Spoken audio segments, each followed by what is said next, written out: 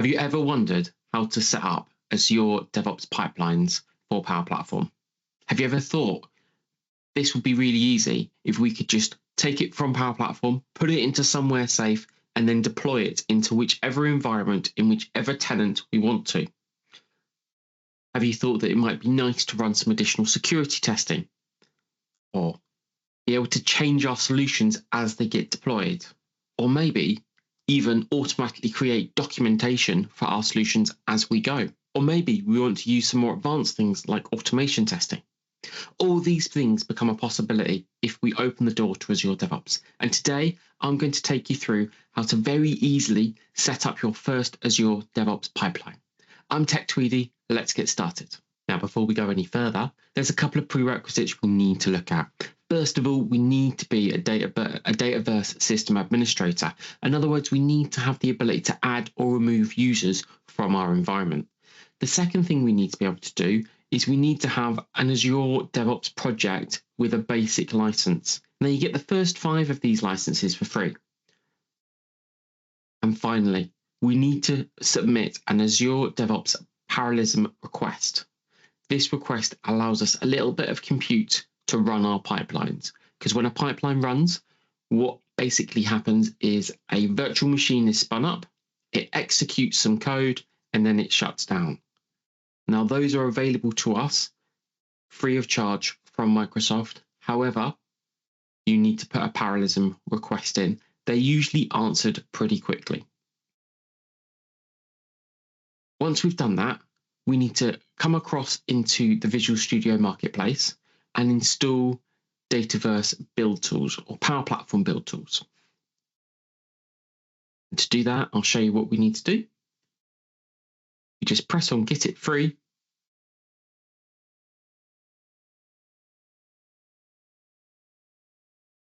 And then it'll load up your organization and you just press on Install. And then proceed to organization. The next thing we need to do is we need to create an app registration. Now, don't be scared by this. It's a very simple process. And this app registration will allow us, our Azure DevOps environment, to access our Power Platform environment. So we come into our Entra Administration Center and we click on App Registrations, and we give our app registration a name.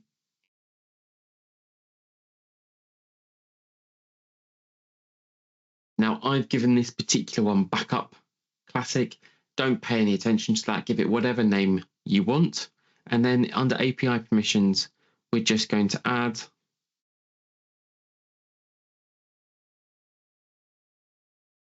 Dynamic CRM. So a bit of a blast from the past there.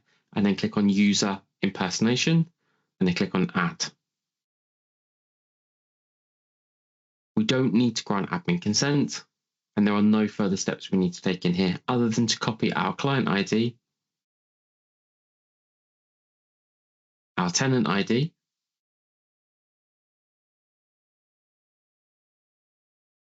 and copy a secret.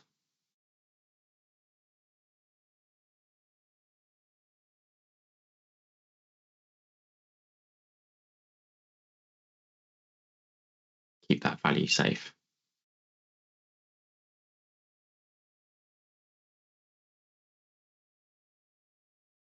The next thing we need to do is we need to give that app registration, that service principal, some permissions inside our Dataverse environment.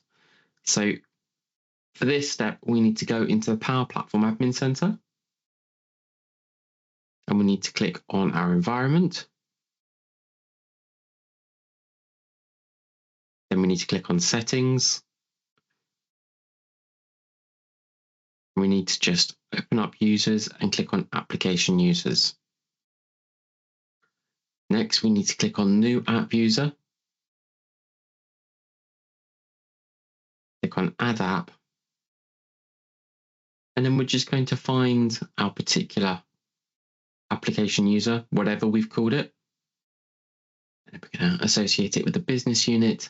And for this particular task, I'm going to give it System Administrator.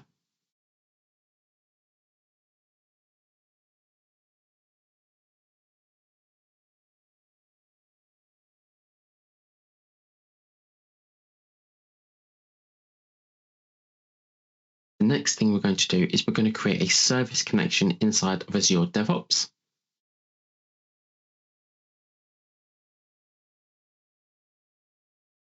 So we're going to click on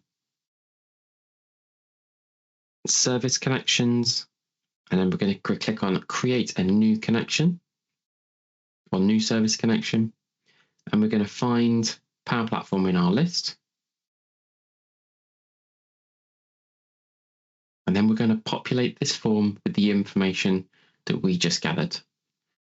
So our server URL,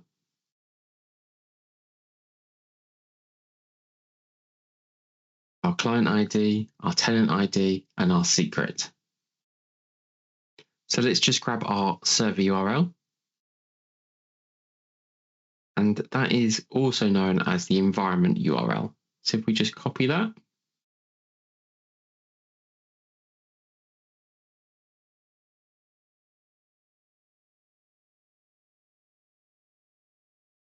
and we're going to paste it in here.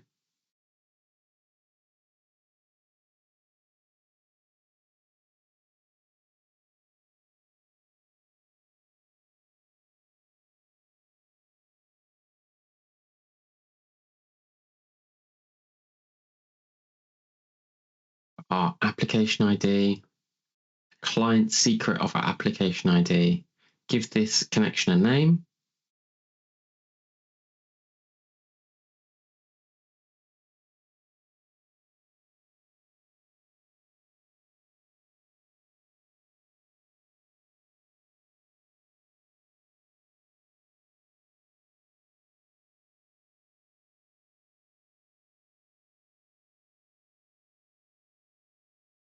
The next thing we're going to do is we're going to create a repository.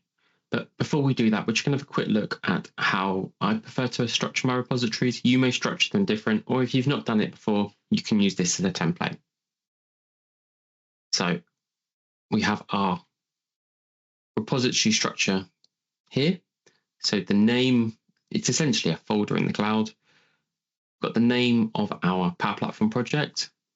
I have solutions, and then I've got the source code.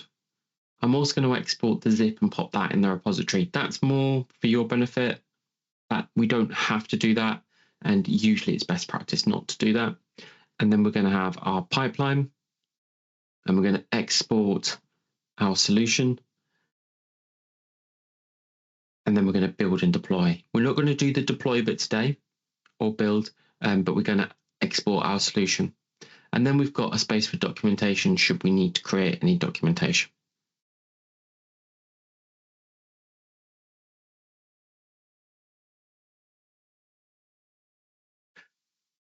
Okay, so I'm inside my Dataverse environment. I'm going to create a new repository. I'm going to call this YouTube.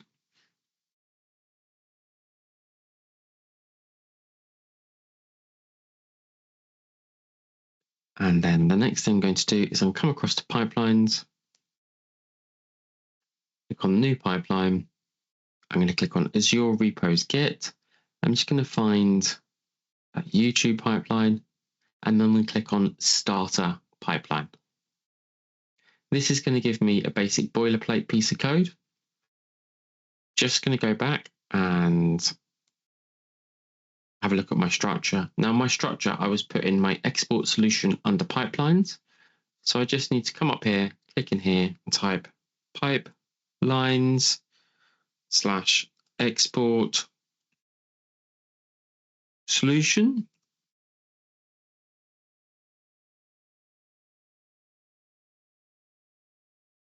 And then I'm just going to hit save. And that's going to commit that to my repo. Now, because I've got a commit on trigger, that is actually going to run that pipeline. But that doesn't matter because it's not going to do anything for now.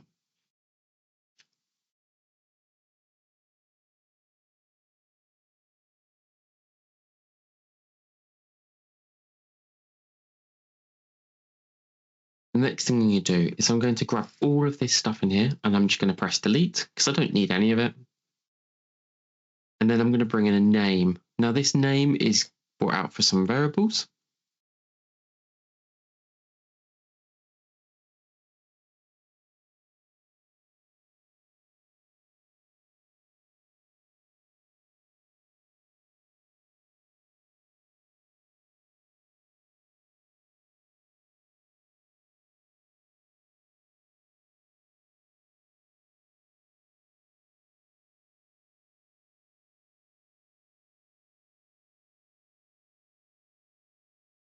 I'm just going to bring in a name.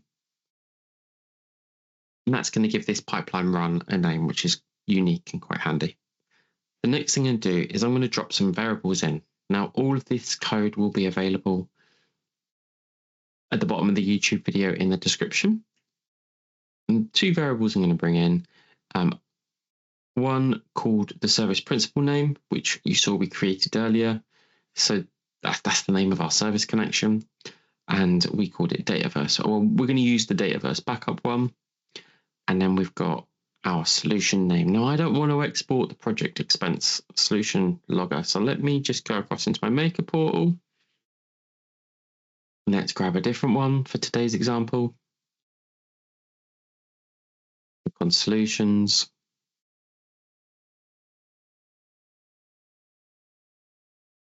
I think I'm going to take this expense report manager 1. So I'm just going to grab that and paste that in there.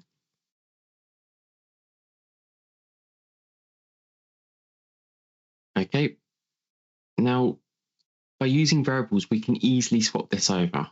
Now, you're obviously going to use your values in here. So I've just flagged that. But I'm going to delete that out of the template because I don't need it anymore. But this allows you to copy and paste this code and very easily change. The other thing we're going to do is we're going to set trigger to be none. Now, you could set your trigger to run on a schedule. Some of you may have seen before when I've done videos on this particular subject, I've created backup pipelines, which is why I've got a backup service principal. So it's the first one I created and I ain't got time to create another one, which you could then run on like a schedule. But today, because this is a solution, because we're using this pipeline to export our solution and we're going to manually trigger it with our mouse, we're going to put our trigger as none. The next thing we're going to do is we're going to decide what virtual machine we're going to use. Now, the one we're going to use for this task is going to be Windows latest. The next thing we're going to do is we're going to grab some steps. Now, this is a very simple pipeline. We're not wrapping anything in any other kind of stages or anything like that. So we've just got some tasks essentially in our pipeline because this is a beginner step and these are our first things we're going to do. So we've got some steps. And the first step we're going to do is we're going to check out our existing repository and we're going to keep our credentials live. The next thing we're going to do is we're going to install the Power Platform Tools installer. Now, we could continue to copy and paste these commands from my YAML file, but I'm going to show you just like this.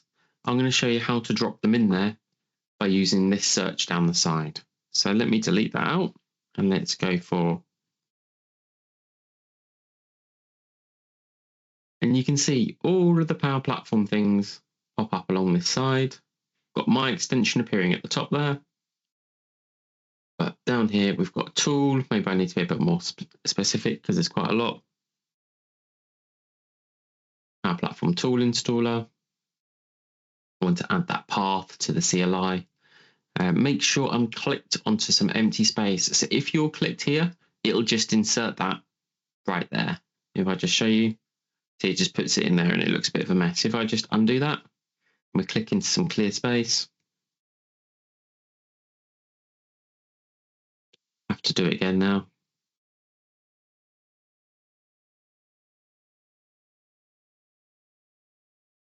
And it's put it right where I wanted it to be. The other thing to watch out when working with YAML is you need to watch out for your tabs. So you can see I've just tabbed that in there and it's gone red. So I just need to untab that. So Shift and Tab to bring it back out. Now I'm going to copy and paste the rest of my pipeline in. So, and then I'll talk you through what we're doing at each step.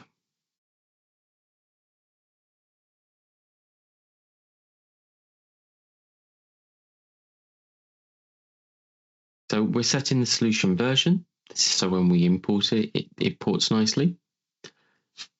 We're then running an export solution step. Now, we are exporting both a managed and an unmanaged version, and that is so we can build both versions of a Power Platform solution in our target environment. So managed is true. Power Platform export solution managed false. So this is where we're bringing in our managed. and our standard solution. Now, let's say you wanted to edit one of these steps and you thought, I don't like this YAML. This YAML is not my friend. You can just click on this little settings button and you get these things up here. All right. And then finally, we've got Unpack. So we're going to take our Power Platform solution and we're going to unpack it today. And we're going to load it into this target folder here called solution name. And then finally, we're going to create solution create settings. I'm going to create a settings file. Now that's not everything we need to do.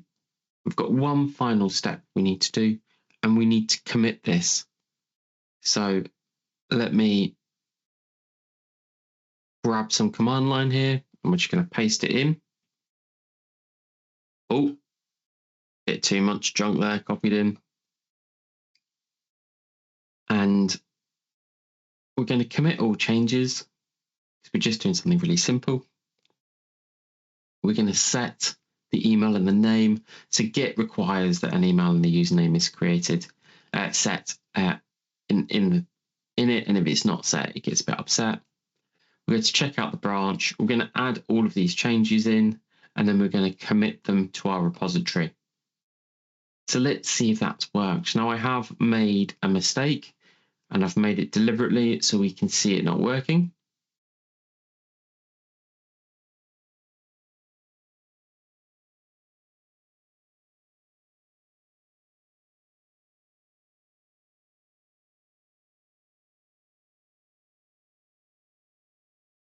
Okay, so we can see our pipeline has completed a number of steps and then it's failed. So let's have a look at why it's failed.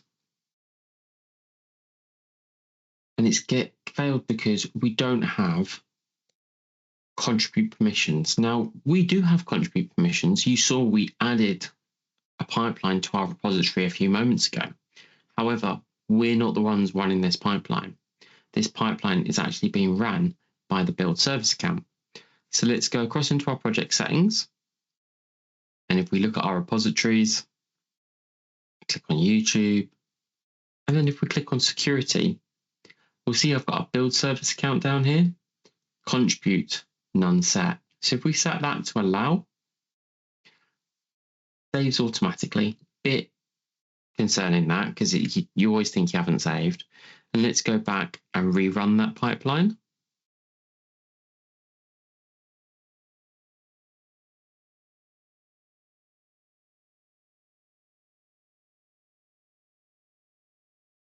As we can see, our pipeline is successfully completed. So just to go through those steps again, we are checking out our solution, checking out our repository, installing our tool installer, setting the version, exporting the solution, exporting it again because we want both managed and unmanaged, unpacking, running some PowerShell to generate the settings file, and then we're committing it to our repository. Should we go and have a look at our repository and see what we got? So when we click on our solutions, I'm going to open it up. Now, we saved our managed and unmanaged file just for demonstration purposes. We also generated this settings file, and you can see we've got one connection reference that we would need to sort out if we were to import this into another environment. If we open up the sources folder, we've got the name of our solution there. So expense report manager 1. As we open it up, we've got not much in here actually.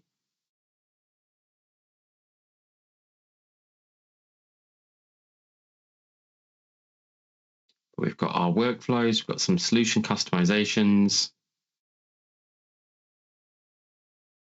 We've got our plans. This was generated using Microsoft Plan. You can see what it came out with. We've got an app, so we've got a manager app and a finance team app. So there's quite a few different components in there. I'm now going to change the name of the solution I'm exporting, and let's see what else we can get.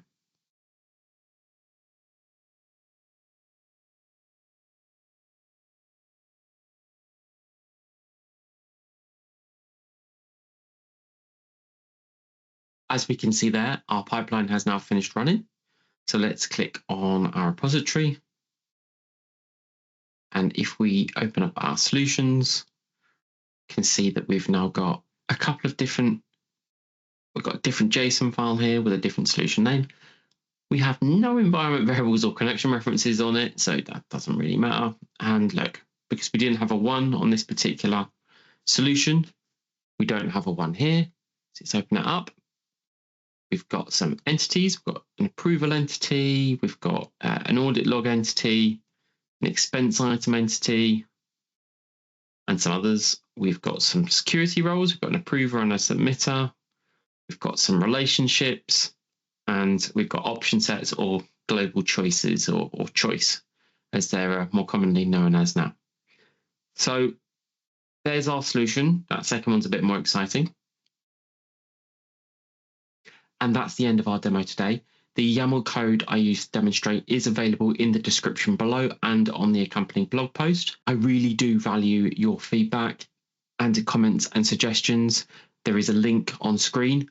If you can scan that QR code and give me some feedback, that'd be very much appreciated. And if you can comment and like and subscribe on this video, that would be fantastic. Until next time, stay safe.